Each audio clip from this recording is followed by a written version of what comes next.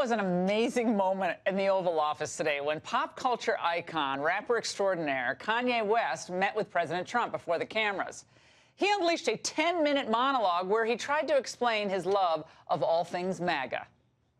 You know, people expect that if you're black, you have to be Democrat. You know, they try to scare me to not wear this hat, my own friends. But this hat, it gives me power in a way. You know, my dad and my mom separated, so I didn't have a lot of male energy in my home. There was something about when I put this hat on, it made me feel like Superman. Like what I need Saturday Night Live to improve on, and what I need the liberals to improve on is, if he don't look good, we don't look good.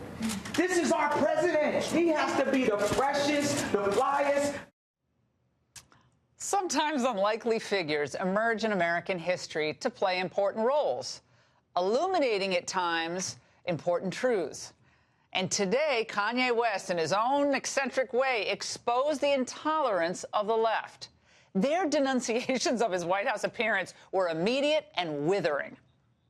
When it comes to issues of Kanye West bringing black people to President Trump, that's a misnomer. It certainly doesn't speak to the diversity and sort of broad experiences of 40 million black people. Well, this is a reality TV show we were watching. I mean, Sad. Yeah. Because that was an assault on our White House. An assault on our White House. Well, Kanye did use some coarse language that he shouldn't have used. But in other settings, liberals would have called that authentic. He was being his true self, speaking his own truth. But if you want to talk about assaults or improprieties in the White House, how about this? Or this? Kanye West is hardly a political philosopher, and I've always believed that entertainers should first entertain and keep their politics separate from their art. But I cannot remember any artist on the left who is treated with the same vitriol and hatred as Kanye West has been subjected to since he announced his support for the president. When Katy Perry or Miley Cyrus were headlining Hillary Clinton rallies, running through dorms to register voters, I don't remember anyone at MSNBC or CNN criticizing them for lacking policy experience. Or how about when Hillary Clinton sat down for an interview with that probing policy maven, Mary J. Blige? It ain't no secret, my friend. You can get killed just for living in your American skin. Oh. It's like an old coffee commercial from the 70s. And remember, Obama was the biggest celebrity hound of them all. I mean, his relationship was mutual with the celebrities. He was kind of a celebrity, and they loved him as vice versa. Here's Barack and Michelle serenading Usher in the White House, but no impropriety or assault on the White House then. And how about Beyonce and Jay-Z? They were in and out of the Obama White House more frequently than the Secret Service. That was all perfectly acceptable. No policy concerns then. But when it was announced 2 days back that Kanye would be holding a meeting with Trump at the White House, all hell broke loose.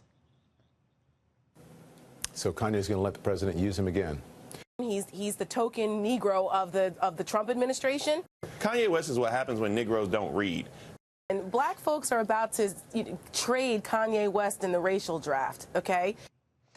Kanye is being subjected to the attacks that awake any black conservative who dares to break ranks with the Democratic monolith.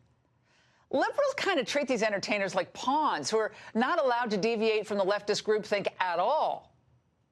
God protect any Hispanic, gay, or black who breaks ranks and goes their own way politically. Remember the scorn that singer Harry Belafonte and the civil rights activist Harry Belafonte heaped on Condoleezza Rice and Colin Powell for working for George Bush? Condoleezza Rice and Colin Powell served Bush because they believe as he does. They embrace his ideology. They embrace his imperial appetite. They are lackeys and tools of that. And my reference to them as failed house slaves meant that they were not the masters of their own destiny, although they had the choice to be and didn't. House slaves. That was really nice.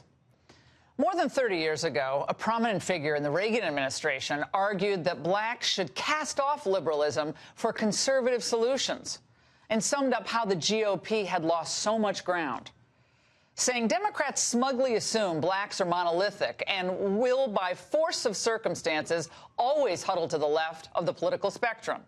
The political right watches this herd mentality in action, concedes that blacks are monolithic, picks up a few dissidents, and wistfully shrugs at the seemingly unbreakable hold of the liberal left on black Americans.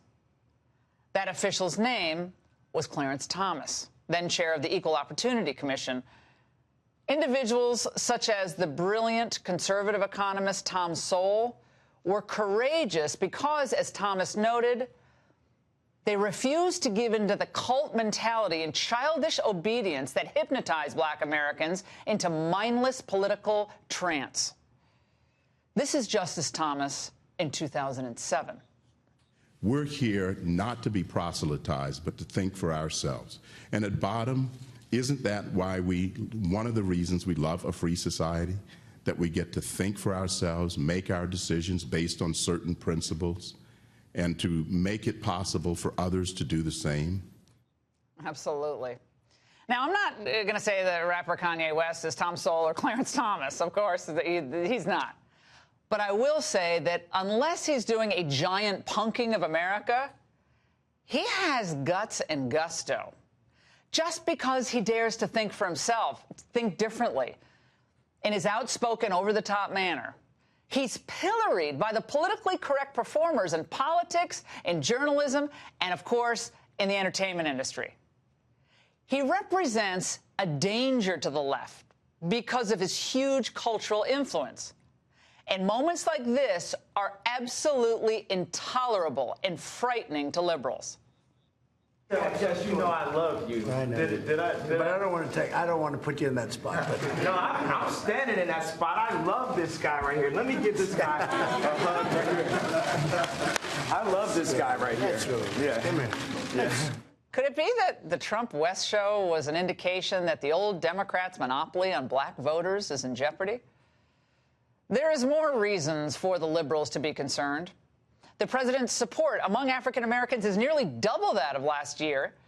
In the latest Rasmussen poll, President Trump now has a 36 approval rating among African Americans.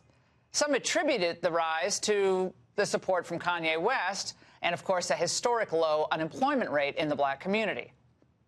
Whatever the cause, whatever the reason, the shifting support among African Americans is very, very significant. Democrats cannot win a national election without their huge swath of black voters. And perhaps Kanye is giving them a reason to look elsewhere for political answers. So next time you hear liberal pundits writing him off as a crazy, slave-denying lunatic, remember, it's all about the numbers.